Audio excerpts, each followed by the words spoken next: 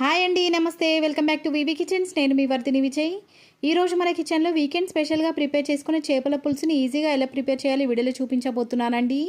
ఈ వీడియోని చూసి ఫస్ట్ టైం ప్రిపేర్ చేసే వాళ్ళు, కొత్తగా పెళ్ళైన వాళ్ళు, బ్యాచిలర్స్ కూడా ఈజీగా ఈ చేపల కూరని ఎలాంటి అనుమానం లేకుండా చాలా పర్ఫెక్ట్గా ప్రిపేర్ చేసేస్తారండి.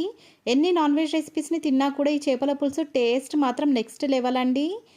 నాన్ వెజ్ని ఇష్టపడే వాళ్ళందరూ కూడా ఈ చేపల పులుసును ఎంతో ఇష్టంగా తినేస్తుంటారు. ఇలా ఇష్టంగా తినే చేపల పులుసును చాలా పర్ఫెక్ట్ టేస్ట్ అండ్ టెక్స్చర్తో ప్రిపేర్ చేయడం కోసం ఈరోజు ఈ వీడియోని షేర్ చేస్తున్నానండి. మీరు కూడా ఈ వీడియో చూసి మీ ఇంట్లో ఈ చేపల పులుసుని ప్రిపేర్ చేసి ఎలా వచ్చిందో నాకు ఫీడ్బ్యాక్ ఇవ్వడం మాత్రం మర్చిపోకండి. ఒక్కసారి నా స్టైల్లో కనుక ఈ చేపల పులుసును ప్రిపేర్ చేశారంటే ఎప్పుడు చేపలను ఇంటికి తీసుకొచ్చినా కూడా ఇలాగా ప్రిపేర్ చేసుకొని తినాలనుకుంటారండి. అంత రుచిగా ఈ చేపల పులుసు టేస్ట్ అనేది ఉంటుంది. మరి లేట్ చేయకుండా ఈ చేపల పులుసును ప్రిపేర్ చేయడం కోసం ప్రాసెస్ స్టార్ట్ చేసేద్దాం. ముందుగా స్టవ్ వెలిగించి స్టవ్ పైన ఒక ప్యాన్ పెట్టి అది వేడైన తర్వాత దాంట్లోకి ఒక టేబుల్ స్పూన్ దాకా ధనియాలని, ఒక టీ స్పూన్ దాకా జీలకర్రను కూడా వేసుకున్న తర్వాత పావు టీ స్పూన్ దాకా మెంతులను వేసుకొని వీటన్నిటిని కూడా మంటను లో ఫ్లేమ్లోకి అడ్జస్ట్ చేసుకొని కలుపుకుంటూ దూరగా వేయించుకోవాలి.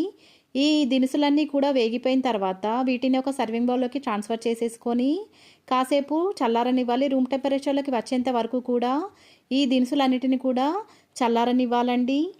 ఈ దినుసులన్నింటినీ కూడా ప్లేట్లోకి ట్రాన్స్ఫర్ చేసేసుకున్న తర్వాత ఇదే ప్యాన్లోకి 2 టేబుల్ స్పూన్ల దాకా ఆయిల్ని వేసి వేడి చేసుకోవాలి. ఆయిల్ వేడైన తర్వాత ఈ ఆయిల్లోకి వీడియోలో చూపించిన సైజులోకి కట్ చేసుకున్నటువంటి 2 పెద్ద సైజు ఉల్లిపాయలను ఈ ఆయిల్లోకి వేసేసుకొని ఉల్లిపాయలు మొత్తాన్ని కూడా ఆయిల్తో పాటు కలిసేలాగా కలుపుకొని ఉల్లిపాయలు గోల్డెన్ కలర్లోకి వచ్చేంత వరకు కూడా ఈ ప్యాన్ పైన మూత పెట్టి మధ్య మధ్యలో కలుపుకుంటూ ఫ్రై చేసుకోవాలి. వీడియోలో చూపిస్తున్నట్టుగా ఈ ఉల్లిపాయలు మొత్తం కూడా గోల్డెన్ కలర్లోకి వచ్చిన తర్వాత స్టవ్ ఆఫ్ చేసేసుకొని ఈ ఉల్లిపాయలను కూడా ఒక ప్లేట్లోకి ట్రాన్స్ఫర్ చేసుకొని రూమ్ టెంపరేచర్లోకి వచ్చేంత వరకు కూడా ఈ ఉల్లిపాయలను కూడా చల్లారనివ్వాలి. ఇప్పుడు ఒక పెద్ద బౌల్లోకి 150 గ్రాముల దాకా చింతపండును వేసుకోవాలి. ఈ చింతపండులోకి వాటర్ని వేసుకొని చింతపండులో ఉన్న డస్ట్ పార్టికల్స్ పోయేలాగా ఈ చింతపండును అటు ఇటు కదుపుకుంటూ ఈ చింతపండు మొత్తాన్ని కూడా వాష్ చేసేసుకున్న తర్వాత వాష్ చేసుకున్నటువంటి వాటర్ మొత్తాన్ని కూడా డ్రైన్ చేసేసుకొని దీంట్లోకి మంచినీళ్ళని వేసుకొని హాఫ్ అన్ అవర్ పాటు ఈ చింతపండును నానబెట్టుకోవాలి. చింతపండు మునిగేంత వరకు కూడా వాటర్ని వేసుకోవాలండి. ఈ చింతపండు నానడానికి కాసేపు టైం పడుతుందండి. మినిమం హాఫ్ అన్ అవర్ పాటు ఈ చింతపండును నానబెట్టుకోవాలి. అలా అయినప్పుడు ఈ చింతపండులో నుంచి రసం అనేది మనకు కావాల్సినట్టుగా ఎక్కువగా వస్తుందండి. ఈ చింతపండు నానేలోగా ఇందాక మనం ఫ్రై చేసి పక్కన ఉంచుకున్నటువంటి దినుసులను మిక్సీ జార్లోకి వేసేసుకొని ఫైన్ పౌడర్ లాగా ఈ దినుసులన్నిటిని కూడా పౌడర్ చేసేసుకోవాలి. మిక్సీ జార్ పైన మూత పెట్టి మెత్తటి పౌడర్ లాగా ప్రిపేర్ చేసుకున్న తర్వాత మూత తీసి ఇందాక మనం ఫ్రై చేసి పక్కన ఉంచుకున్నటువంటి ఉల్లిపాయలను కూడా ఈ మసాలాలోకి వేసేసుకొని ఉల్లిపాయలను కూడా ఫైన్ పేస్ట్ లాగా ప్రిపేర్ అయ్యేంత వరకు మిక్సీ వేసుకోవాలి. మనం తయారు చేసుకున్నటువంటి మసాలాను కాసేపు పక్కన ఉంచుకున్న తర్వాత ఒక మిక్సింగ్ బౌల్లోకి ఉప్పుతో బాగా వాష్ చేసుకున్నటువంటి చేప ముక్కలను వేసుకోవాలి. చేప ముక్కల క్వాంటిటీ వచ్చి 1 kg వరకు ఉంటుందండి. సాల్ట్తో 2 నుంచి 3 సార్లు ఈ చేప ముక్కలను రుద్దుతూ మసాజ్ చేస్తూ బాగా వాష్ చేసినట్లయితే వీడియోలో చూపించినట్టుగా ఈ చేప ముక్కలు చాలా తెల్లగా ఎలాంటి నీచువాసన రాకుండా చాలా బాగా క్లీన్ అవుతాయి. ఈ విధంగా క్లీన్ చేసినటువంటి ఈ చేప ముక్కల్లోకి 4 టేబుల్ స్పూన్ల దాకా కారాన్ని వేసుకోవాలి. చేపల పులుసును ప్రిపేర్ చేసేటప్పుడు కాస్త కారం ఎక్కువగానే పడుతుందండి. దానికి తగినట్టుగా కారాన్ని అడ్జస్ట్ చేసుకోవాలి. కారం తర్వాత రుచికి తగినంత ఉప్పును కూడా వేసుకొని ఒక టీ స్పూన్ దాకా అల్లం వెల్లుల్లి పేస్ట్, పావు టీ స్పూన్ దాకా ధనియాల పౌడర్ని కూడా వేసుకున్న తర్వాత మరొక హాఫ్ టీ స్పూన్ వరకు గరం మసాలా పౌడర్ని కూడా వేసేసుకోవాలి.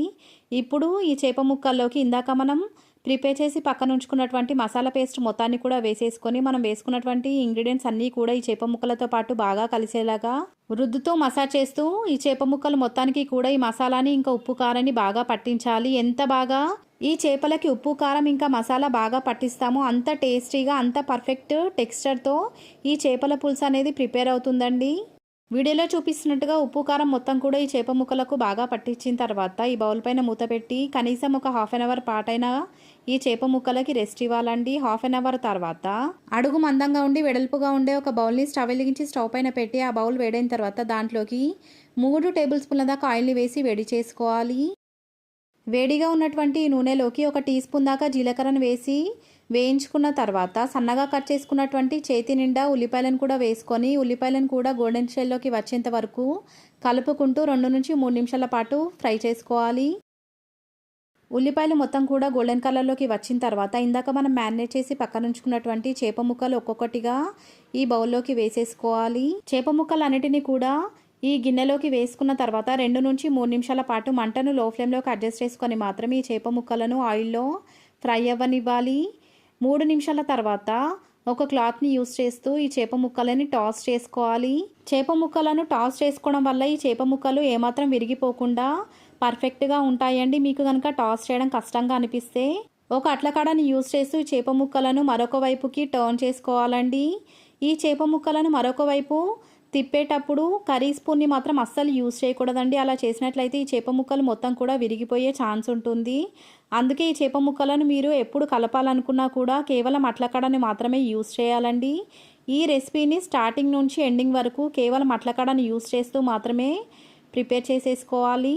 వీడియోలో చూపిస్తున్నట్టుగా జాగ్రత్తగా ఏమాత్రం ముక్క విరిగిపోకుండా ఈ చేప ముక్కలను మరొక వైపుకి తిప్పుకున్న తర్వాత అటువైపు కూడా ఈ చేప ముక్కలను 2 నుంచి 3 నిమిషాల వరకు లో ఫ్లేమ్లోనే ఫ్రై చేసేసుకోవాలి. ఇలా చేప ముక్కలను ఆయిల్లో ఫ్రై చేయడం వల్ల లోపల వరకు కూడా ఈ ఆయిల్ ఇంకా ఉప్పు కారం బాగా వెళ్ళి చేప ముక్క చాలా టేస్టీగా ప్రిపేర్ అవుతుందండి.